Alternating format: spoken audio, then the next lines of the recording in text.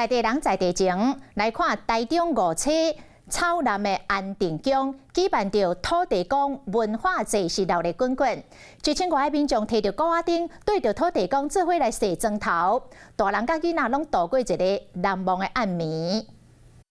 大人带囡仔举鼓仔灯伫游街，5车定安宫头一摆举办福德正神文化节，这项活动是龙来草南举鼓仔灯。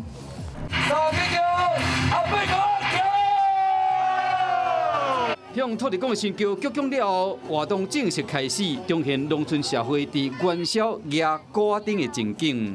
长辈安尼欢喜者，安尼讲咱这定安宫安尼有安尼遮久毋捌遮热烈安尼头一摆安尼。玉凤哥准备鼓做龙年鼓仔灯，互民众家己斗，传1000分，佫无够发，场面真闹热。